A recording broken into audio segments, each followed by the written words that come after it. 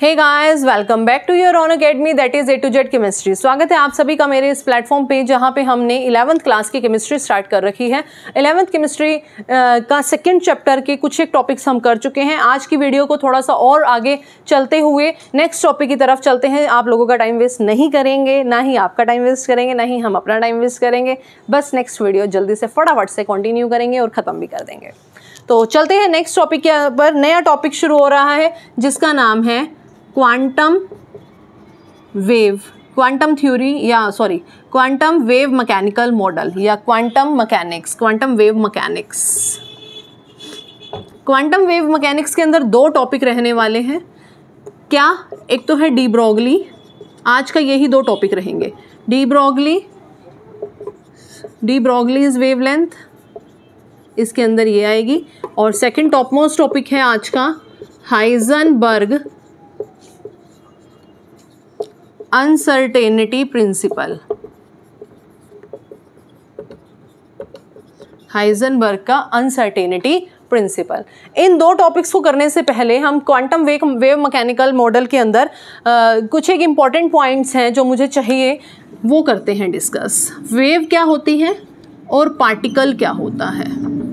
देखो, वेव आपने पढ़ा होगा। वेव तो ऐसी होती है जिसकी कुछ ना कुछ क्रस्ट भी होता है, ट्रफ भी होता है, क्रस्ट भी होता है, ट्रफ भी होता है। क्या पॉइंट की, क्या particle is like a point, it is a point like point. क्या इसकी कोई क्रस्ट या वेव है? नहीं है। इसकी क्रस्ट भी होती है, इसकी ट्रफ भी होती है। जबकि पार्टिकल ये क्या है, ये एक जगह फिक्स नहीं है। कभी यहाँ आया, फिर यहाँ आया, फिर यहाँ आया, फिर यहाँ आया, यहाँ आया, यहाँ आया, यहाँ आया। वेव, आज ब्लू है, पानी पानी पानी पानी, वो पानी के अंदर वेव बन रही है ना। वो पानी की वेव बनने का मतलब क्या है कि क्या वो पानी की वेव स्थिर है, क्या वो पानी की वेव फिक्स है, क्या वो पानी की वेव लोकलाइज्ड है। लोकलाइज्ड का मतलब एक जगह पे खड़े रहना। नो, वो ब्लू है पानी की वेव हिलती रह रही है, मतलब ऐसी है। क्या पार्टिकल एक जगह पे, जैसे अब ये है, ये पार्टिकल है, ये पॉइंट है, इसको मैंने यहाँ रख दिया तो ये यहीं पे पड़ा है। ये क्या है? फिक्स है, स्थिर है, इसकी एक जगह फिक्स है। तो ये क्या है? लोकलाइज्ड। इसके लिए हमने वर्ड यूज कर दिया लोकलाइज्ड, जबकि इसके लिए हमने वर्ड यूज कर दिया डीलोकलाइज्ड। ठीक है, ये लोकलाइज्ड है, ये डीलोकलाइज्ड है। ये हो गया फर्स्ट पॉइंट। सेकेंड पॉइंट क्या कहता है? It can interfere to each other. देखो, मैं बोल रही हूँ, मेरे मुंह से निकल रही हैं साउंड वेव्स, निकल रही हैं।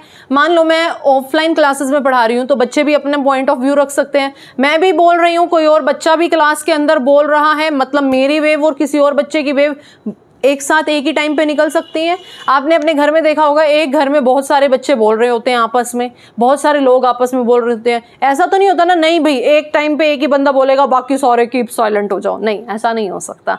एक टाइम पे बहुत सारे बंदे आपस में बात कर सकते हैं, कन्वर्सेशन कर सकते हैं, मतलब साउंड वेव्स निकल सकती हैं। मतलब जो वेव्स हैं वो एक दूसरे में इंटरफेयर कर सकती हैं, तो interfere to each other. But क्या, जब एक जगह पे मैंने एक पार्टिकल रख दिया, मैंने ये मार्कर को उठा के यहाँ पे रख दिया, दिस इज अ पॉइंट, एक मार्कर को उठा के मैंने यहाँ रख दिया, क्या मैं इसी जगह पे दूसरा मार्कर रख सकती हूँ? आप कहोगे मैडम इस जगह पे तो नहीं रख सकते, आप इसके ऊपर जरूर रख सकते हो।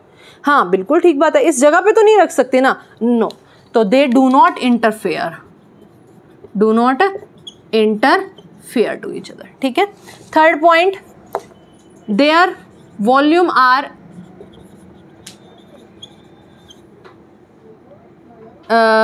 सम अप का मतलब है क्रस्ट से मिलके रिजल्टेंट देती है हाई क्रस्ट का। ठीक है, ट्रफ भी ट्रफ से मिल जाती हैं और ये क्रस्ट, और मतलब ये ऐड हो जाती हैं दो वेव्स आपस में। कई बार आपने देखा होगा एक बच्चे की आवाज़ धीरे है, दो बच्चे आपस में मिल के बोल रहे हैं तो उनकी आवाज़ अप हो गई, तो मतलब उनका जो रिजल्टेंट है एम्पलीट्यूड वो हाई हो गया। ठीक है। और पार्टिकल के अंदर ऐसा नहीं होता। पार्टिकल के अंदर एक जगह पे हमने एक रख दिया, दूसरे के अंदर दूसरा रख दिया, तो वो ये नहीं है कि उनका सम हो गया या इकट्ठा हो गया। हम उसको ऐड नहीं कर सकते। इसको हम ऐड कर सकते थे, इसको हम ऐड नहीं कर सकते। डन। तो ये होते हैं वेव और पार्टिकल के अंदर डिफरेंस। आप एक बार बुक में से इसको स्टडी कर लेना, लैंग्वेज में समझा मैंने दिया। ठीक है। अब इसकी थ्योरी करते हैं। दो थ्योरीज आएंगी यहाँ पे। एक है डी ब्रोगली का वेवलेंथ और एक है आपके पास हाइजेनबर्ग का अनसर्टेनिटी प्रिंसिपल। तो सबसे पहले करते हैं D Broglie equation. D Broglie equation के अंदर क्या है कि अ सब्सटेंस, अ मैटर या a substance is behave like a dual nature. एक सब्सटेंस जो है उसके दो नेचर हो सकते हैं। Is assumed to like, behave like की जगह assume to like a dual nature. वो एज्यूम कर रहे हैं हम कि एक पार्टिकल जो, एक सब्सटेंस जो है उसके दो नेचर है। सबसे पहली point, if it is like a particle, अगर वो पार्टिकल की तरह बिहेव कर रहा है, तो ये बात किसने कही?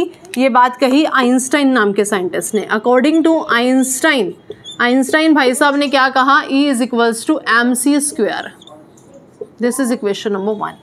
ठीक है। सेकेंड पॉइंट क्या कहा? If it is like a wave, अगर ये वेव की तरह है, किसकी तरह है? वेव की तरह है। तो किसने कहा? अकॉर्डिंग टू प्लैंक्स, प्लैंक ने क्या कहा था? प्लैंक्स ने कहा था E is equals to h nu. ये है सेकेंड इक्वेशन। यहाँ भी एनर्जी है, यहाँ भी एनर्जी है। अगर दोनों की लेफ्ट हैंड साइड बराबर है, then we can say that from 1 and 2, second और फर्स्ट और सेकेंड इक्वेशन से आप ये कह सकते हैं h nu is equals to mc square. ठीक है। h न्यू को हमने कर दिया c अपॉन में लैम्डा mc स्क्वायर, c से ये c काट दिया। क्या बच गया अब आपके पास? आपके पास बच गया h अपॉन में lambda is equals to mc। ठीक है। c क्या होती है? Velocity of light. तो c को मैंने रिप्लेस कर दिया वेलोसिटी से, v से। तो h अपॉन में lambda is equals to m v. ठीक है। तो लैम्डा क्या आ गया यहाँ से? आपके पास निकल गया lambda is equals to h upon में m v. This is the de Broglie equation की वेवलेंथ, डी ब्रोगली वेवलेंथ की equation, lambda is equals to h upon में m v. Very very important. De Broglie का हमारे daily life के अंदर क्या significance है?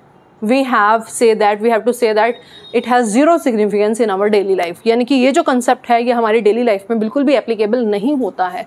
It is only applicable to the microscopic particle. Microscopic particle वो होते हैं जिसको माइक्रोस्कोप की हेल्प से देखा जा सकता है, जैसे इलेक्ट्रॉन हो गया, प्रोटॉन हो गया, न्यूट्रॉन हो गया, अल्फा पार्टिकल्स हो गए, ये सारी चीज़ें हो गई।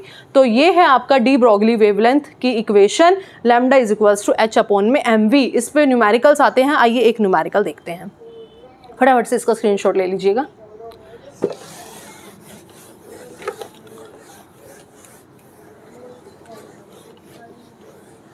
क्या कहता है? एक क्वेश्चन करते हैं। Calculate the wavelength of an electron, calculate the wavelength of an electron moving with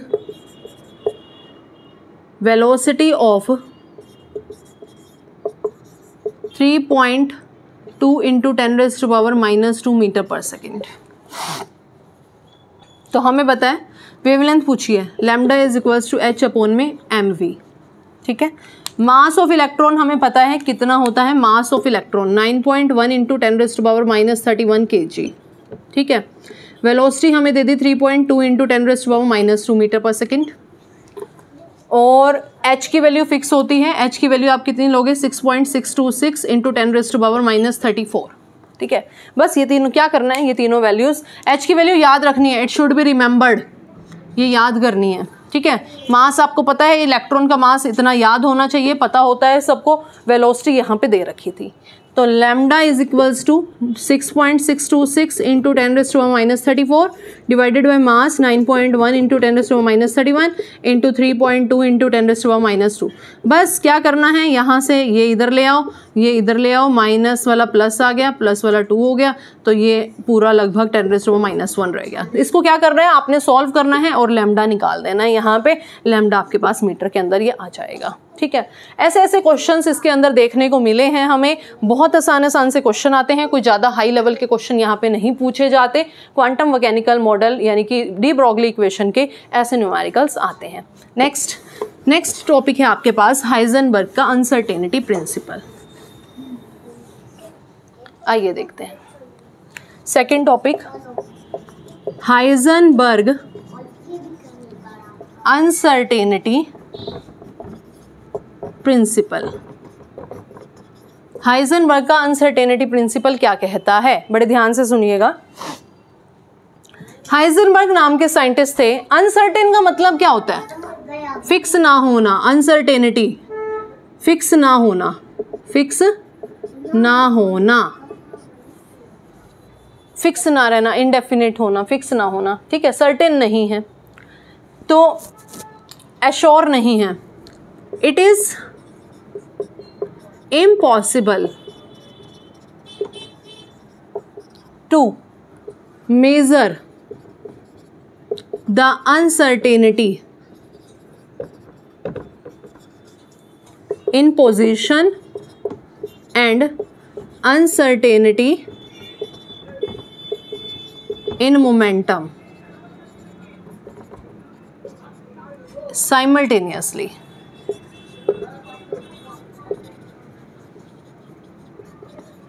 It is impossible to measure the uncertainty in position, uncertainty delta, position x, uncertainty delta, momentum m omega होता है तो P से represent हम इसको कर देते हैं p, m v r, m v sorry, ठीक है, एम वी।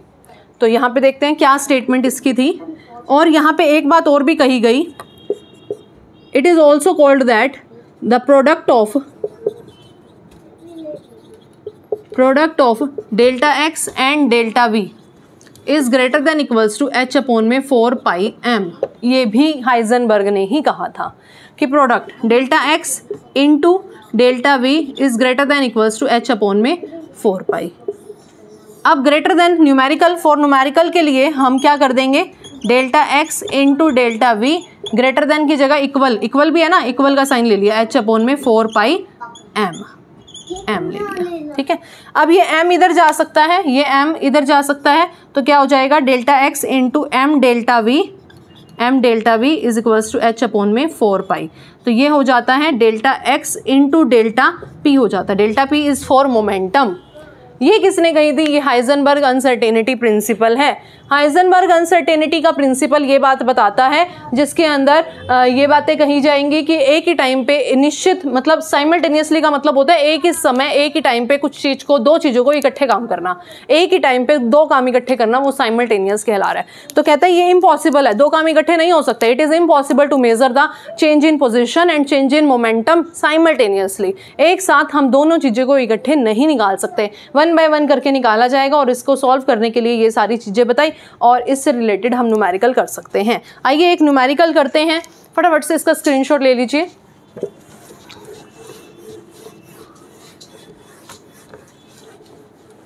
आइए एक न्यूमेरिकल करते हैं। क्वेश्चन कह रहा है a particle has change in position is 5.2 centimeter and mass, particle की जगह हमने कह दिया वो मास ऑफ इलेक्ट्रॉन है, and mass of it is 9.1 into 10⁻³ kg, ठीक है। डेल्टा वी आपसे पूछा है, तो delta x into delta v is equals to h upon में 4 पाई एम। मास आपको दे दिया, पुट कर देना 9.1 इंटू 10⁻³ डेल्टा एक्स आपको 5.2 दे दिया, यहाँ से डेल्टा वी निकालना है। एच की वैल्यू आपके पास फिक्स होती है 6.626 इंटू 10⁻34। अभी आपको बताया था 4 पाई 3.14 और 9.1 इंटू 10⁻31 डेल्टा वी यहाँ से निकाल लेंगे, डेल्टा एक्स इधर आएगा तो 5.2 हो जाएगा। कुछ भी नहीं है, डेल्टा एक्स आपको दे दिया, मास आपको दे दिया, डेल्टा वी आपसे पूछा है, एच की वैल्यू आपके पास होती है। तो घबराने की बात नहीं होती, न्यूमेरिकल से डरने की बात नहीं होती, बस यहीं पे आके थोड़ा सा फॉर्मूला लगाना होता है और पॉइंट को ख़त्म करना होता है, और कुछ भी नहीं होता। तो इसी के साथ आज की क्लास ख़त्म करते हैं, टॉपिक को ख़त्म करते हैं। आई होप आपको समझ में आया होगा। कोई डाउट है तो कमेंट सेक्शन के अंदर कमेंट ज़रूर करिएगा। वीडियो को लाइक करिए, चैनल को सब्सक्राइब करिए और चलते हैं। बाय बाय, मिलेंगे नेक्स्ट क्लास में।